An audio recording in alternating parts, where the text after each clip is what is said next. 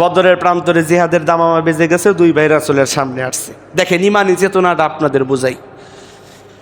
দুই ভাই রাসূলের সামনে এসে বলে, ইয়া রাসূলুল্লাহ, ইয়া হাবিবাল্লাহ, আমরা দুই ভাই আপনার সাথে বদরের যুদ্ধে যেতে চাই। তোমরা বদরের যুদ্ধে যাইবা মানে? তোমরা তো ছোট মানুষ, তোমরা কেমনে বদরের যুদ্ধে যাইবা? তোমাদের নাই ফিটনেস, তোমাদের নাই তলোয়ারি, তোমরা ছোট মানুষ, জিহাদের ময়দান তো বড়দের জায়গা। কয় না রাসূলুল্লাহ, আমরা পারবো। সুবহানাল্লাহ কর। বলে পারবা না? আচ্ছা, যেহেতু তোমরা যাইতেই চাও তাহলে বড়ডারে নিয়ে যাবো, যেহেতু বড়ডা একটু লম্বা চড়া আছে, একটু স্বাস্থ্য মাস্তো ভালো আছে, ওরে নিয়ে যাই।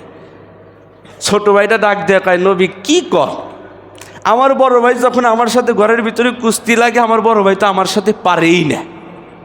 ছোট ভাইটা কইতেছে। তা আল্লাহর নবী দেখেন কতটুকু রসিক মানুষ ছিলেন, কতটুকু আনন্দ ঘন মানুষ ছিলেন, তাই নাকি?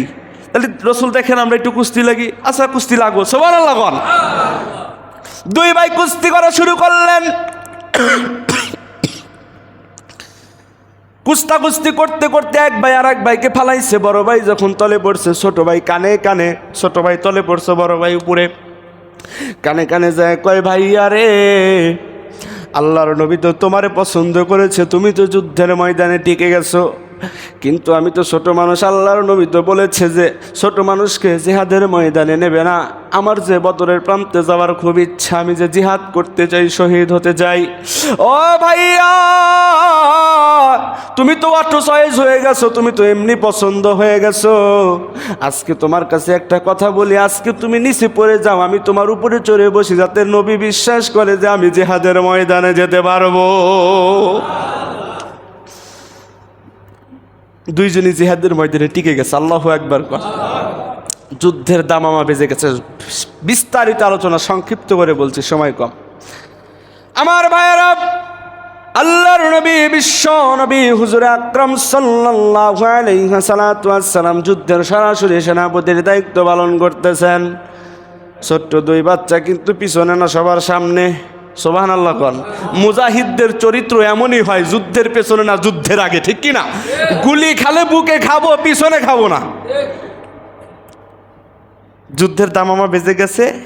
তে মাঝখানে একজন সাহাবী আছে, সাহাবীর নাম মনে হয় আরাফ না কি যেন একটা নাম, আমার খেয়াল আসতেছে না। তে সাহাবী মাঝখানে, দুইজন দুই পাশে। সাহাবী মনে মনে চিন্তা করতেছে, রাসূল কার কাছে আমারে দিল, এখন আমি যুদ্ধই করবো না, এই দুইটারে দেহা রাখবো, কি করব আমি?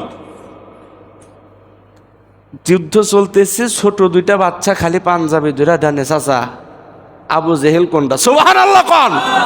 কারো খোঁজে, কারো খোঁজে, কাফেরের বড় লিডার আবু জেহেল রে। ছোট দুইটা বাচ্চা, ওই যে ওইরকম দুইটা বাচ্চা, 8-10 বছর বয়স। বারবার বলে, বারবার বলে। সাহাবী বিরক্ত হয়ে গেছে। ওই যে বিশাল ঘোড়ার উপরে, হস্তি বিশাল ঘোড়ার উপরে, চারিদিকে পাহারাদার বাহিনীর মাঝখানে সবচেয়ে দামি বড় ঘোড়ার উপরে যে লোকটারে দেখা যায়, ওইটাই আবু জেহেল। আরাফের ওই সাহাবীর বর্ণনা এসেছে যে আমি আবু জেহেলরে দেখাইতে দেরি, বিদ্যুৎ গতিতে ছেলে দুইটা ভ্যানিশ হওয়ার কোনো দেরি নেই। সুবহানাল্লাহ পান। মায এবং মুআজ রওনা আবু জেহেলের কাছে। কেন জানেন নাকি? আবু জেহেল এমন একটা পার্সন, আমার নবীকে অপমান করেছে, আমার নবীকে কষ্ট দিয়েছে। ছোট দুইটা ভাইয়ের এইটাই রাগ, আমার নবীকে অপমান করেছে, আমার জীবন যদি যায় তাও আমি আবু জেহেল একটা মারবই, ওকে দুনিয়া থেকে বিদায় করবে। নিয়তটা দেখেন। চলে গেছে। এখন তো আবু জেহেলের বিশাল ঘোড়া, ছোট দুইটা মানুষ, ও ঘোড়ার ঠ্যাং পর্যন্ত না, তখনকার যে ঘোড়া। দেখেন ছোট মানুষ, তরবারিটা দিয়া কোনো জায়গায় না, সরাসরি আবু জেহেলের এই পায়ের যে পাতা আছে এর উপরে, যে গোড়ালি আছে এর উপরে একটা কোপ দিছে। সুবহানাল্লাহ কোন।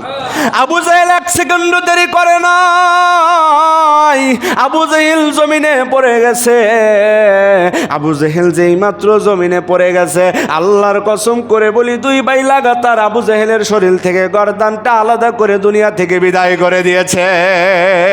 মুসলমানের বদরের যুদ্ধের হাতিয়ার যদি আর একবার গড়ে ওঠে, বদরের যুদ্ধের হাতিয়ার যদি প্রত্যেকটা মুসলমানের হাতে থাকে, মুসলমান যদি ইমানের বলে বলিয়ান হয়ে ইসলাম কায়েমের জন্য যদি নিজের জীবনে তাজা রক্ত যদি বিলিয়ে দেয়, আল্লাহর কসম করে বলি বাংলার জমিনে ইসলাম কায়েম হবেই। কথা বলেন ঠিক কিনা?